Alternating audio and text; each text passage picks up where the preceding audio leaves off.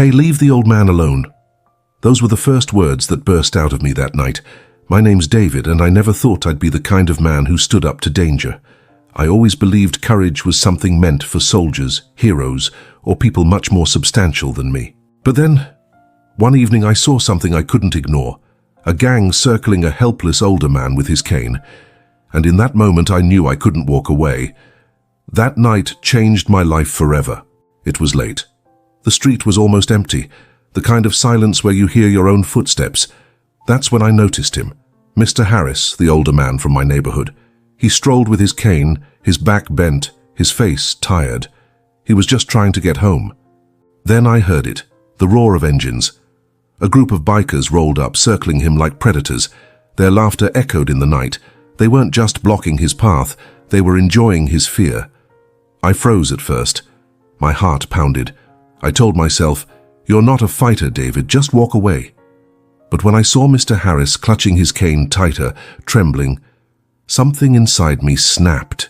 I couldn't walk away. I knew at that moment if I did nothing, I'd regret it forever. So I took one step forward. Before we continue, make sure to like this video and drop a comment telling us which country you're watching from. We love seeing our community from all over the world. Now let's get back to our story. The moment I stepped forward, I swear the air felt heavier. My palms were sweating, and every voice in my head screamed, "Turn back, David. These men are dangerous." But then I looked at Mr. Harris again. His hand shook so much on that cane, I thought he might collapse. He wasn't just an older man anymore, he was someone's father, someone's grandfather, someone who deserved protection. The bikers noticed me right away. One of them revved his engine, the sound piercing through the night. Another one, tall and tattooed, leaned forward and sneered at me. Well, look who wants to play hero," he said. I didn't feel like a hero. My knees felt weak, my throat dry. But I couldn't let him see that, so I stood tall even though my heart was pounding so loud I was sure they could hear it. "I'm not here to play," I said, my voice trembling slightly. "Leave him alone." The gang burst into laughter. The sound of it cut deep. They looked at me like I was the biggest joke of their night. One of them spat on the ground. "And what are you going to do if we don't?" Truth is, I had no idea. I had no weapon, no training. All I had was this crazy mix of fear and determination. But sometimes that's enough. I took another step closer, now standing directly in front of Mr. Harris. I could feel his trembling behind me. And in that moment, my body became a wall. "If you want him," I said slowly, trying to make each word firm, "you'll have to go through me first." The tallest biker dismounted his bike. His boots hit the ground with a heavy thud. He walked toward me, shoulders wide, fists clenched. Every step he took made me question my decision. I thought, "David, what have you done? This could end badly." But I didn't move. He stood right in front of me now, inches away, towering over me. His breath smelled of alcohol. His eyes were cold, daring me to flinch. "Move," he growled. I swallowed hard. My instinct was to step aside, but then I remembered the look in Mr. Harris's eyes, the helplessness, the fear. I couldn't. Not tonight. "No," I whispered. For a split second, everything went silent. The gang stopped laughing. Even the engines quieted like the night was holding its breath. Then it happened. He raised his fist. I thought, this is it. This is the moment I get broken in half. But instead of stepping back, I looked him straight in the eyes. "Do it," I said, "but you'll never scare me into letting you hurt him." My voice cracked, but the truth behind it shook something in the air. He froze. His fist hovered mid-air, shaking slightly. The gang shouted from behind him, urging him to hit me, to prove he was in charge, but he didn't move. He just stared, his face tightening.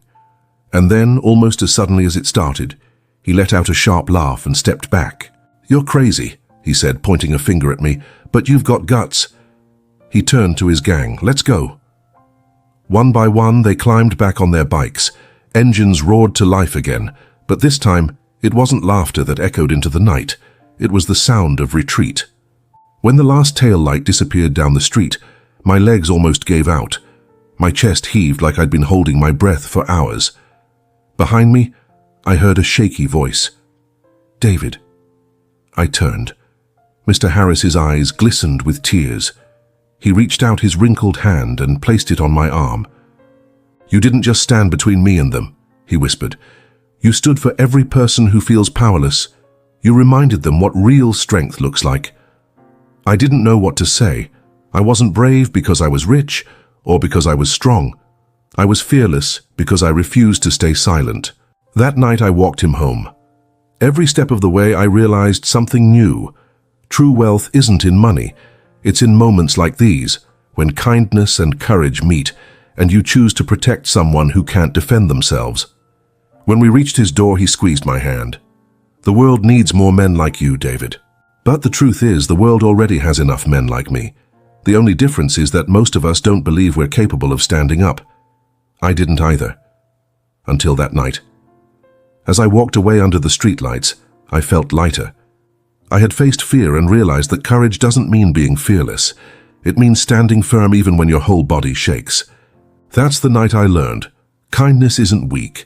It's the strongest thing we have, and sometimes it's enough to change everything. The next morning, I woke up thinking maybe it had all been a dream. My body still shook from the memory, and I half expected to see the bikers waiting outside my house for revenge. But instead, the sun poured through my curtains like nothing had happened. Still, something had changed inside me. I made coffee, sat at the kitchen table, and thought about Mr. Harris's words. "You reminded them what real strength looks like."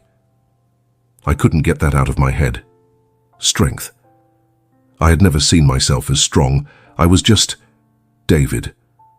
A man with money, sure. But courage? That wasn't me until that night. Later that day, I walked down the same street where it all happened. To my surprise, a small crowd had gathered near the corner store. Whispers floated through the air. "Did you hear what happened last night?" "Yeah, some guy stood up to the biker gang. They say he protected old Mr. Harris." I froze. They were talking about me. A teenager looked up and spotted me. "Hey, it's him!" Suddenly, eyes turned toward me. Some people clapped. Others just nodded with quiet respect. I didn't know where to put my hands. My face burned with embarrassment. I hadn't done it for attention. I had done it because I couldn't stand by. An older woman stepped forward, her groceries hanging heavy in her arms. "Thank you, son," she said softly. "We've all been so afraid of those bikers. But you gave us hope." Hope? That word hit me like a brick. I realized in that moment that what I had done wasn't just about saving Mr. Harris. It was about reminding everyone that fear doesn't always win. A few days later, I visited Mr. Harris at his home. He lived alone in a small, worn-out house with peeling paint and a broken gate. When he opened the door, his smile lit up the whole place. "David," he said, "come in, come in." We sat in his living room, surrounded by old photographs. He told me stories about his late wife, about how he used to teach at the local school, about the kids who still visited him sometimes. He laughed, he cried, and for hours he just shared pieces of his life with me. At one point he grew quiet, his eyes looked far away. "You know," he said, "when those bikers circled me, I thought, this is it. My life ends here. But then you stood there like a shield. I'll never forget that, David, not as long as I live." I swallowed hard. Anyone would have done the same. But he shook his head firmly. "No, most would have looked away, that's the difference. You didn't." His words sank deep. I'd always believed kindness was a small thing, holding doors open, donating money, writing checks for charities. But I realized kindness is also about presence. It's about showing up when it's hardest, when it costs you something, when it scares you. Over the next week, people kept stopping me on the street. A father told me he felt safer letting his daughter walk home from school. A shopkeeper said he hadn't seen the gang since that night. Even the local news caught wind of it, though I tried to stay out of the spotlight. One evening, a group of neighborhood kids came up to me. One of them, maybe 10 years old, tugged at my sleeve. "Mister," he said, "I saw what you did. I want to be brave like you one day." I knelt so we were eye level. "You already are," I told him. "Being brave doesn't mean you're not scared. It just means you don't let fear stop you." His eyes lit up like I'd given him the greatest gift in the world. That's when I realized courage spreads. One act, one choice can ripple through a whole community. But here's the truth. I wasn't fearless that night. I was terrified. My legs shook, my voice cracked, and I thought I was about to be beaten. Yet I still stepped forward. And that's the part I want people to remember. You don't have to be a superhero. You just have to decide not to stay silent. 1 week later, Mr. Harris and I walked together through the park. He leaned on his cane, moving slowly, but his spirit felt stronger. People greeted him with warmth, no longer seeing him as just a frail older man, but as someone worth protecting. He turned to me and said, "David, you didn't just stand up for me. You stood up for the idea that kindness still matters. That's rare these days." I thought about that long after.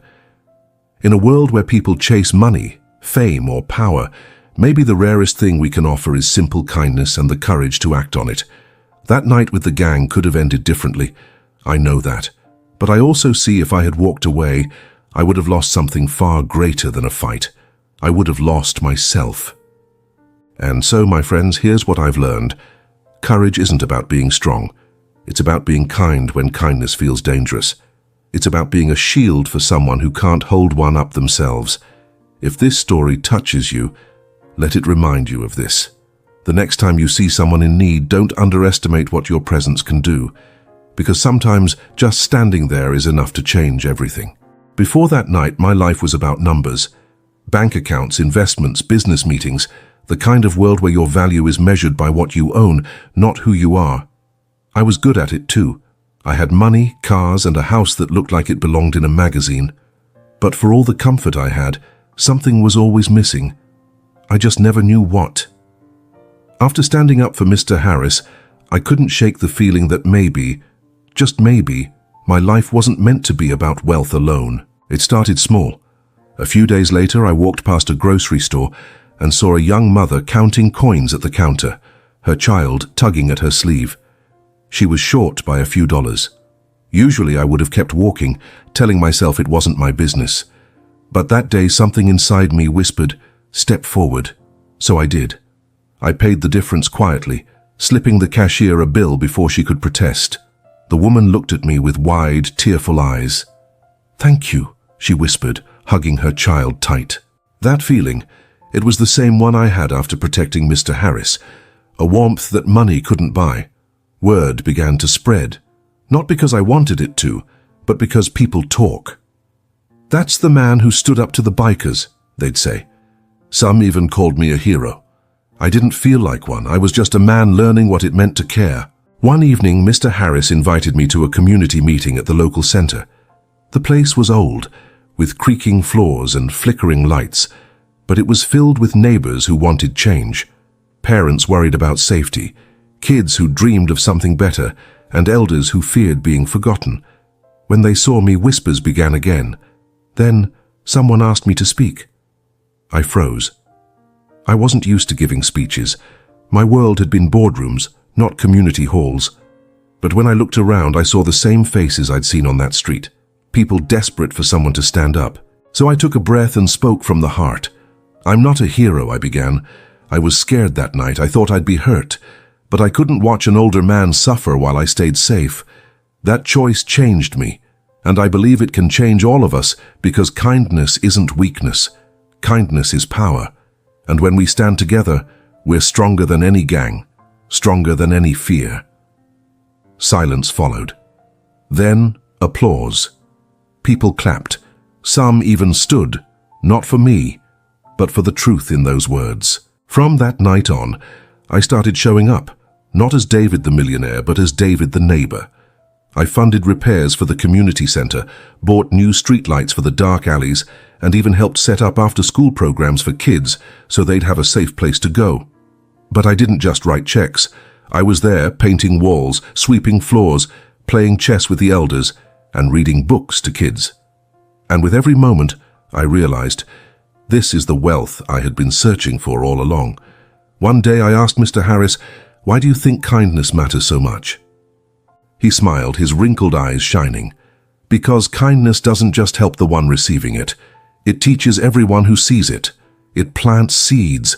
You may never see them grow, but they change the world anyway." That struck me deeply. I started looking at every interaction differently. The man sleeping on the park bench wasn't just homeless. He was a story waiting to be heard. The single mother at the bus stop wasn't just struggling, she was fighting battles nobody saw. Every person carried unseen weight, and sometimes all it took was one act of kindness to lighten it. But not everyone supported me.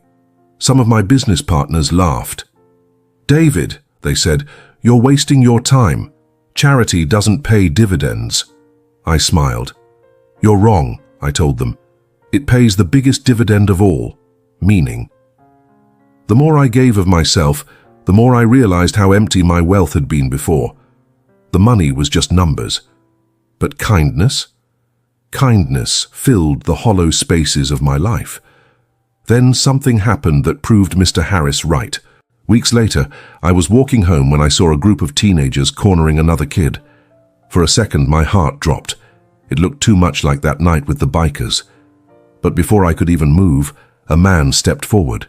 He wasn't big or strong. He looked nervous, but he said firmly, "Leave him alone." And to my amazement, the bullies backed off. The boy ran free, and the man turned. When he saw me watching, he gave a slight nod. "I remembered what you did," he said quietly. "It gave me courage." That was the moment I understood fully. Kindness multiplies. It doesn't end with you, it passes on, like light from one candle to another.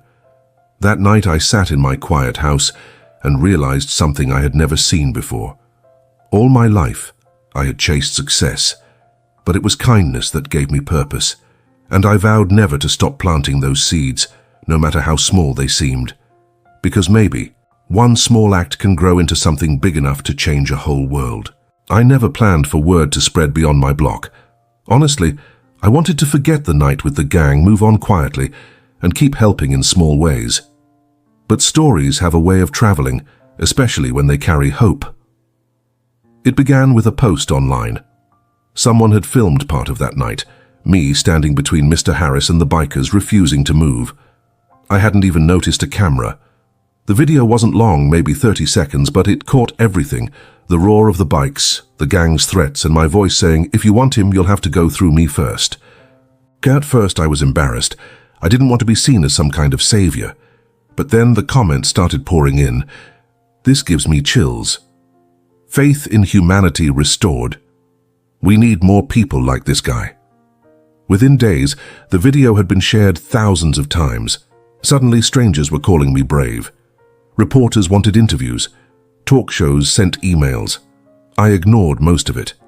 I didn't want fame. What I wanted was for people to believe kindness was still possible. But the attention did something unexpected. It brought new people into our neighborhood. Volunteers arrived, offering to clean streets, plant gardens, and paint over graffiti. Donations came in for the community center, more than I could have given alone. Our small corner of the city began to look different, brighter, safer, alive again.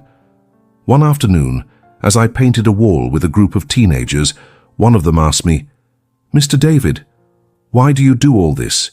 You don't need to. You're rich already." I smiled, wiping paint from my hands.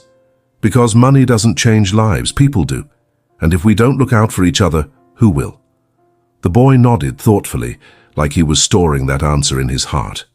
Still, not everyone welcomed the change.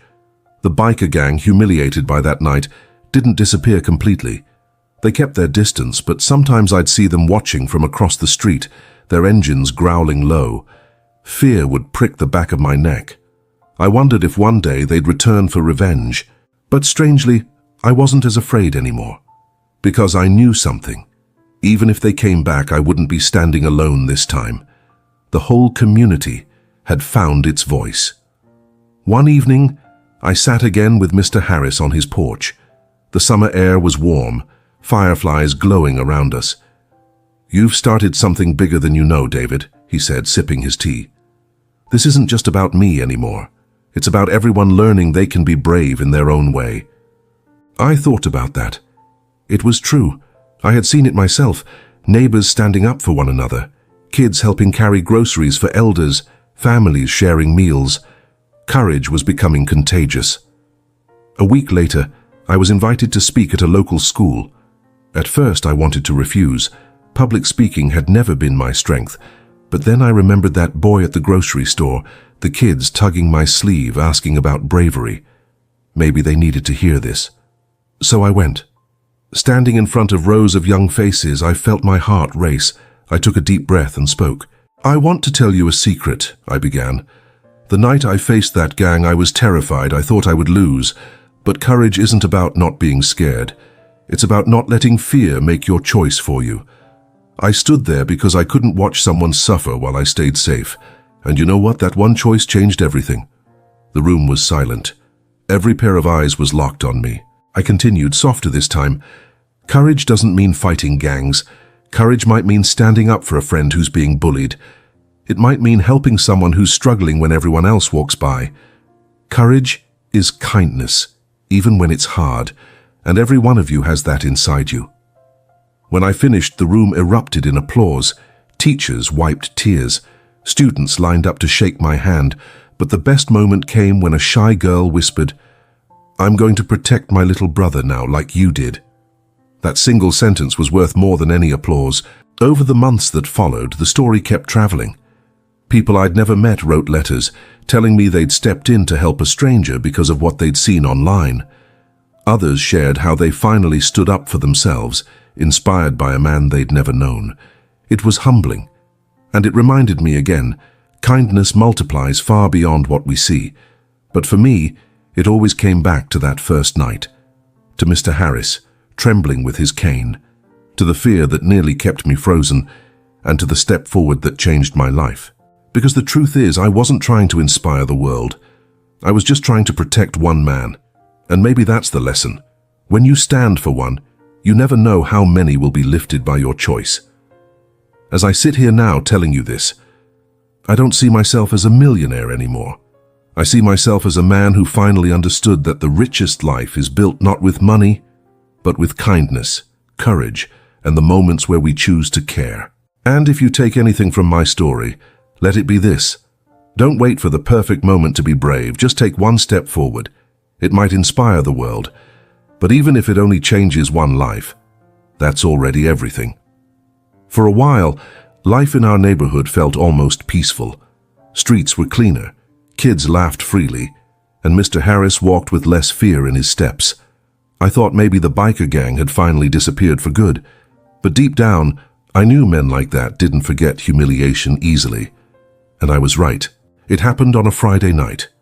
The community center had just hosted a dinner for families. Laughter still echoed as people carried leftovers home. I was helping stack chairs when I heard it, the low growl of engines. My chest tightened. The sound was too familiar.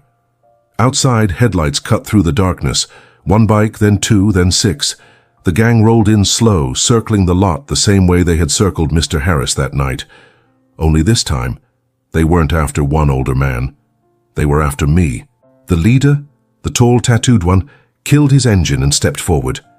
His voice cut through the night. "David," he shouted, "thought you could make us look weak? Thought you'd humiliate us and walk away?" People froze. Mothers pulled children close. The air smelled of gasoline and tension. My first instinct was the same as before, fear. But this time, something was different. Behind me, I felt the weight of dozens of eyes, people who had found courage in what I had done. If I backed down now, I'd be stealing that courage back. So I stepped outside. My voice was calm, though my heart pounded. "I didn't humiliate you," I said. "You did that yourselves when you preyed on the weak." The gang muttered angrily. The leader clenched his fists. "You think you're a hero, Millionaire? You're nothing without your money." I shook my head. "Money didn't stand between you and Mr. Harris that night. I did, and I'd do it again." He smirked, stepping closer. "Then maybe it's time you pay for it." The old fear rose in me like fire. But before I could answer, a voice rang out from behind. "He's not alone." I turned. Mr. Harris stood at the doorway, leaning on his cane, but his voice was firm. And beside him, dozens of neighbors began to step forward, men, women, teenagers, even children clinging to their parents. One by one, they lined up behind me. "We stand with David," someone said. "You won't scare us anymore," another added. The leader's eyes darted around. He hadn't expected this. He came to intimidate one man, but found a whole community standing tall. I felt a surge of strength I hadn't known before, not because I was braver, but because I wasn't alone. "You see," I told him, "courage spreads. You can threaten one person, but you can't break all of us." The gang revved their engines angrily, but the truth was clear. Numbers didn't scare us anymore. One of the bikers muttered, "Let's just go." The leader glared, his pride wounded, but even he knew this wasn't his ground anymore. He spat on the pavement, growled, "This isn't over," and turned back to his bike. One by one, the engines roared to life. They sped off into the night, their noise fading into the distance, and then silence. I turned to face my neighbors. My chest ached with relief, my eyes burning with gratitude.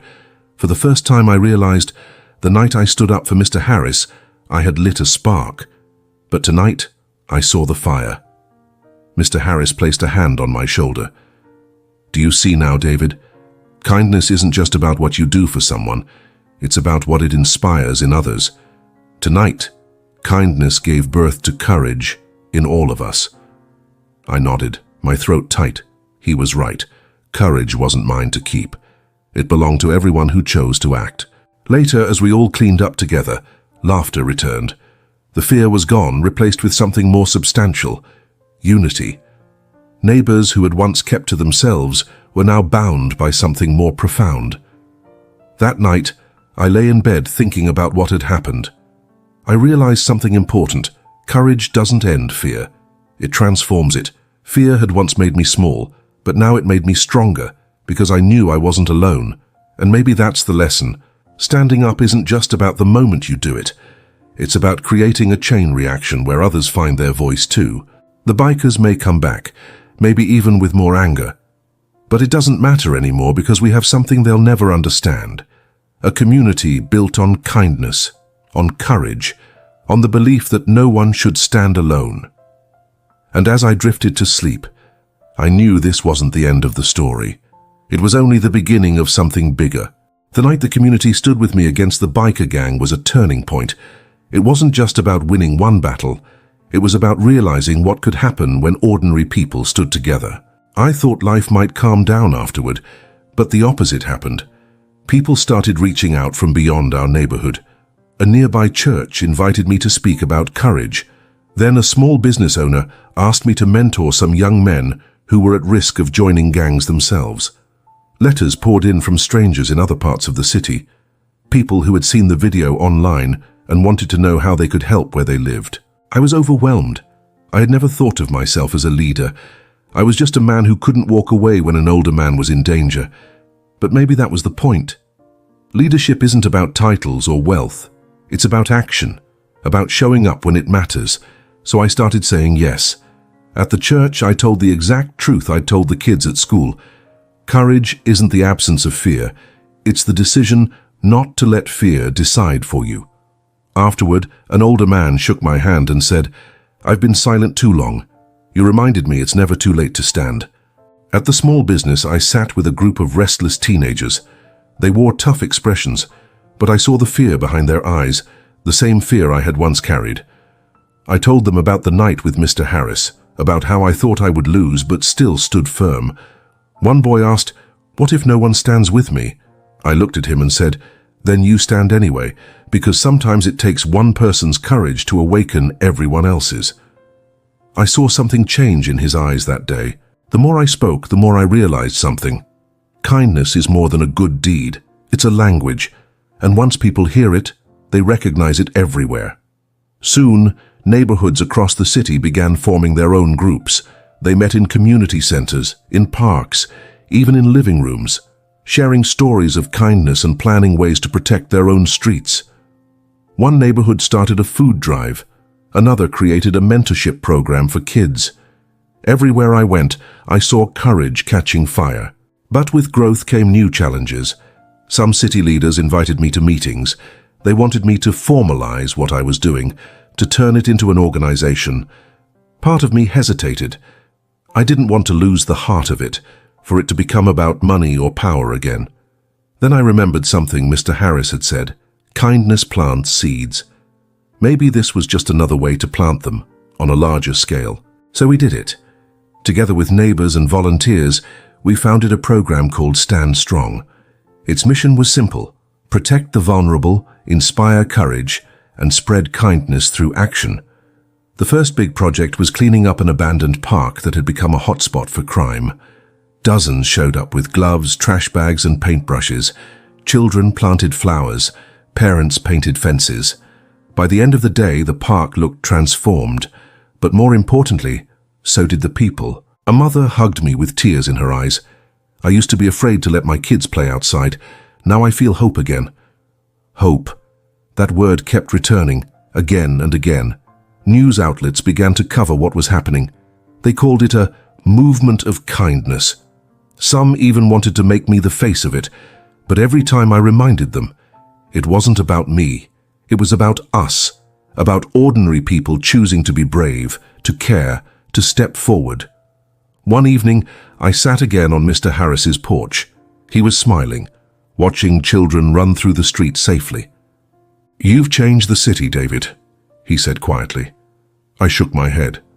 No, the city changed itself. I just took the first step. He chuckled softly. And that's all it ever takes. One step. The rest follows. His words stayed with me, because the truth is, I still don't see myself as a hero. I see myself as the man who couldn't walk away. And maybe that's all any of us need to be. The one who refuses to look away. The one who says, if you want them, you'll have to go through me. That night, as I walked home, I looked at the city lights stretching far into the distance. I realized we were just getting started. Kindness had turned one frightened millionaire into a neighbor. It had turned a street into a community. And now, it was turning a city into something more substantial than fear. And if kindness could do all that, maybe it could change the world too. For months, our city buzzed with new life. Streets were brighter, neighbors more connected, and the movement we called Stand Strong was spreading. For the first time in years, people believed change was possible. But not everyone welcomed it. The biker gang hadn't disappeared. They'd simply gone quiet, regrouping in the shadows. And we weren't just facing them anymore. Word reached us that larger criminal groups were angry too. Our work cleaning up neighborhoods, inspiring kids and standing together threatened their grip. It all came to a head one night. We had just finished hosting a charity event at the community center. Food, music, laughter. Families went home smiling, children clutching balloons. As we packed up, the sound hit me again. Engines, louder this time, heavier. Not 6 bikes, dozens. The ground vibrated as a swarm of riders rolled into the street, their headlights blinding. Behind them came black cars, tinted windows, the kind you only see in movies. My stomach sank. This wasn't just the local gang. This was bigger. The leader, I remembered, stepped forward, smirking. But beside him stood another man, older, sharper, with eyes like steel. His suit was immaculate, but his presence radiated danger. "David," he said smoothly, "you've made quite a name for yourself. A millionaire turned neighborhood savior. Cute story, but you've cost us business. Fear keeps order, and you're taking that away." People around me gasped. Mothers pulled their children inside. I stood frozen, every instinct screaming to run. This wasn't a handful of bikers anymore. This was power, real power. But then I felt a hand slip into mine. Mr. Harris, leaning on his cane, his eyes steady. Behind him, neighbors began stepping out. Not just a few, but dozens, then hundreds. Word must have spread quickly. The street was filled with people holding candles, flashlights, or just standing shoulder to shoulder. The man in the suit sneered. "Do you really think these people will protect you? Can kindness stop us?" My heart pounded, but my voice rose stronger than I expected. "It already has. The night I stood between your men and Mr. Harris, I was alone. Tonight, I'm not. Tonight, the whole city stands." The crowd erupted in cheers. It wasn't rehearsed. It was raw, honest. The man's eyes narrowed. He gave a signal, and the bikers revved their engines, surging forward. Fear rippled through the crowd, but no one moved. Not one step back. I raised my hand. "We don't fight with fists. We fight by refusing to give in. If you want me, I'm here, but you will not touch them. For a moment, it felt like the world stopped. The roar of engines clashed with the silence of courage. Then something unexpected happened. One of the younger bikers killed his engine. He took off his helmet, his face pale. "I'm done with this," he muttered, stepping back. Another followed, then another. Soon, half the gang lowered their bikes. The power of the crowd, the unity of the people, it broke something inside them. The man in the suit glared, furious. "Cowards," he spat. He turned his gaze back to me. "This isn't over, David." And with that, he climbed into his car. Engines roared as the rest of them retreated into the night. The street erupted in cheers. People hugged, cried, and raised their candles high. Mr. Harris leaned against me, whispering, "Do you see, David? Kindness isn't weakness. It's the greatest strength of all. Even they couldn't break it." Tears stung my eyes. Not from fear, from pride. Pride in the people who refused to bow, who believed in something bigger than themselves. That night, we didn't just stand firm. We proved something greater. That unity, born of kindness, can outlast fear itself. In the days that followed, the story spread again. Not just online, not just in our city, but everywhere. Headlines read, "Community faces down gang without violence." People couldn't believe it. But it was real. And it reminded me of the lesson I had learned from the very beginning. One step forward can ripple farther than you'll ever see. I still don't know what the future holds. Maybe those men will return. Maybe others will rise. But I do know this. We're ready. Because once a community learns the power of courage and kindness, it can't be unlearned. And as long as we stand together, no darkness can silence the light we carry. When I look back now, it's hard to believe how far one small act carried us. That night, I stepped forward for Mr. Harris. I thought it was about protecting one man. But as weeks turned into months, I realized it had become something much bigger, something I never could have planned. News about our stand against the gang spread far beyond our city. Videos of neighbors holding candles together, refusing to back down, were shared across the country. Reporters came, asking how an ordinary community had managed to push back against fear without violence. For the first time, our neighborhood, once known only for crime and neglect, was being called something new, a beacon of hope. I was invited to speak in other cities. At first I resisted. I wasn't a politician, not a preacher, not some polished leader. I was just David, a man who'd been terrified that night and chose to stand anyway. But then I thought, maybe that's precisely why people wanted to hear me. So I went. In one city I spoke to a crowd of thousands in a stadium. My voice echoed through the speakers, but I said the same way I always had, like I was talking to a friend. "I'm not braver than you," I told them. That night I was shaking. But courage isn't about being fearless, it's about being willing. And kindness isn't weakness, it's the strongest weapon we have. The roar of applause that followed wasn't for me. It was for the truth they already knew deep down, but maybe had forgotten. Afterward, people shared their stories. A woman told me she had reconciled with her estranged sister after years of silence, inspired by what she saw. A man said he had finally spoken up against corruption at his job. Even children came up, their eyes bright, telling me how they had protected classmates from bullies. Every story reminded me of something Mr. Harris had once said, "Kindness plants seeds." And now I was watching those seeds bloom in places I'd never been. But while the movement grew, my personal life shifted too. For years, my wealth had kept me at a distance from people. I had been the man in the mansion at the edge of the city, admired maybe, but not truly known. Now, for the first time, I felt connected. I spent evenings not at business dinners, but at community potlucks. I traded meetings for late-night conversations with teenagers who needed guidance. I found myself sitting on curbs, laughing with kids, listening to elders tell stories under the streetlights, and strangely, I felt richer than ever. One night, I sat alone in my house, that big, quiet mansion that once felt like success. For the first time, it felt empty. Wealth had given me space, but kindness had given me belonging. I realized I didn't want walls that shut people out. I wanted doors that opened wide. So I made a decision. I sold the mansion. The headlines called it shocking. "Millionaire gives up mansion to fund community projects." But to me, it was simple. The money rebuilt schools, created safe shelters, and expanded Stand Strong into new neighborhoods. My home became smaller, yes, but my life became infinitely bigger. People often ask me now if I regret it. I don't, because I've learned something. Success isn't measured by what you keep.